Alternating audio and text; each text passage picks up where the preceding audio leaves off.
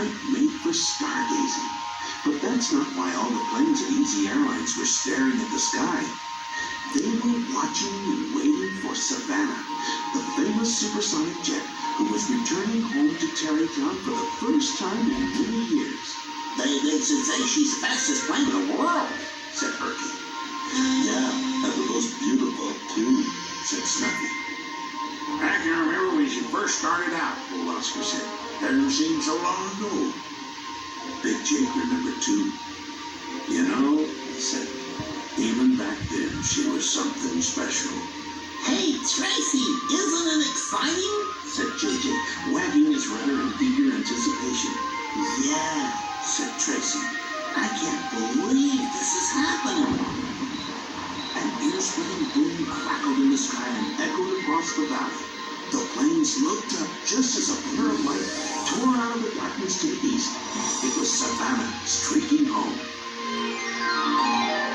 The elegant jet had barely come to a stop when all the planes rushed over to greet it. They pushed in close to get a good look. Tracy squeezed through to the front. Herky had to hover above the crowd in order to see it all.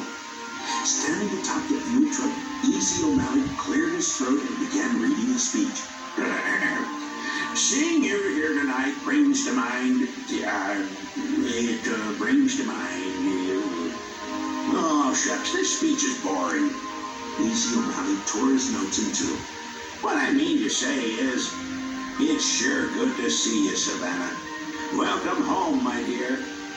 Thanks, Easy. You're still sweet as sugar cane, she said. You've made me feel right at home, all of you have.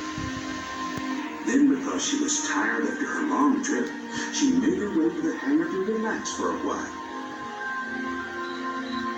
Easy O'Malley posted a Do Not Disturb sign outside the hangar so that Savannah could rest in peace. But Tracy had to talk with her right away. She peeked into the hangar and said timidly, "Excuse me, Miss Savannah, may I talk with you for a moment, please?" Savannah gave Tracy a warm smile. "Sure, honey. What's on your mind?" Tracy hurried into the hangar.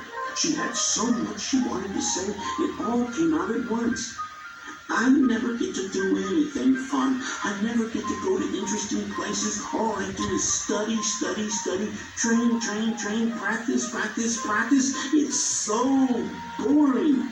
But you go to exciting places all the time. It must be wonderful. You're wonderful, and I want to be just like you. But I don't know how, and I don't know what to do. I just don't know what to do." Savannah looked at Tracy with calm, reassuring eyes. "One day, when you're older, you'll go to all the places I've been and then some. But you know what? I bet things wouldn't seem so boring right now if you learned to use your imagination a little more." What do you mean?" asked Tracy. "Well, when I was your age, living in this very hangar, I used to dream about the big, wide world outside and all the faraway places I wanted to see. And guess what? In my dreams, I could go there." "What good is that?" asked Tracy. "It's not real. It's just a dream." "Tracy, don't you see? You have to have dreams. If you don't dream dreams, you have nothing to reach for. You have no dreams to come true." Later that night, before falling asleep, Tracy thought about everything Savannah had said. She stayed up very, very late, thinking and thinking and thinking. The morning was unusually hazy as Tracy set out on her training flight. Climbing high over the mountains, she thought she saw Savannah way in the distance, disappearing into a dense patch of clouds. Racing to the spot where Savannah had been, she came upon a tunnel through the clouds. But entering the tunnel, Savannah was nowhere in sight. Tracy called out, "Savannah!" But her own echo is all that came back. A bluish white light twinkled at the far end of the tunnel. She hurried forward and at long last reached the end. Emerging into the light, she could not believe her eyes. Through wispy clouds, a shimmering city of glass loomed on the horizon. Everything sparkled and glistened like diamonds.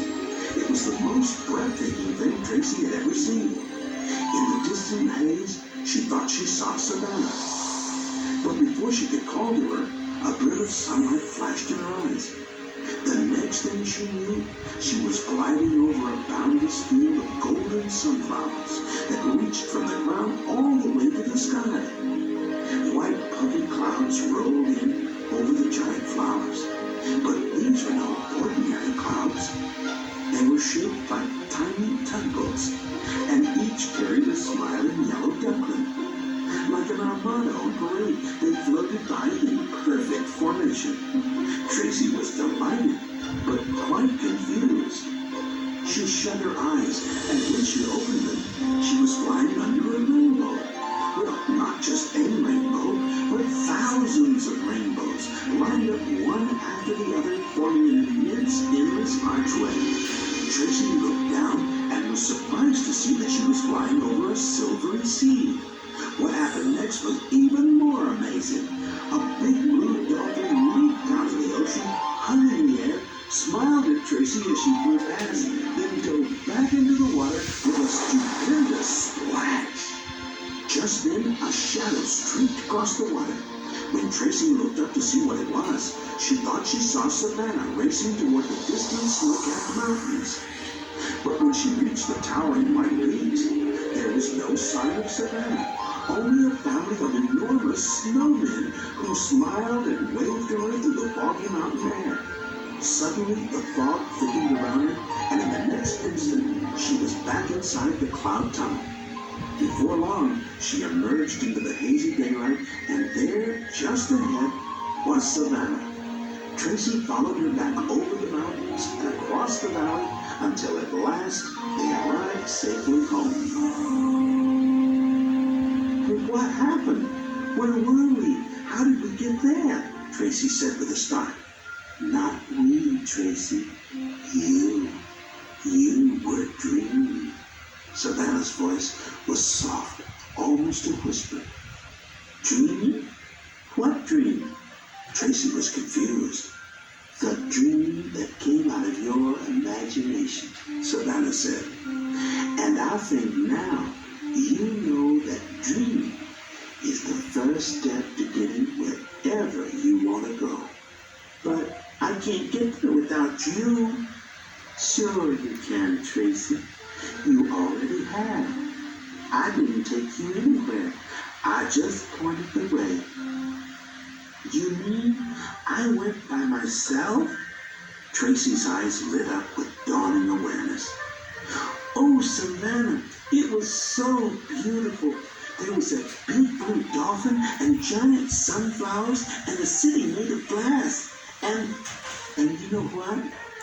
You were in my dream too. I'll tell you a secret, Savannah said softly.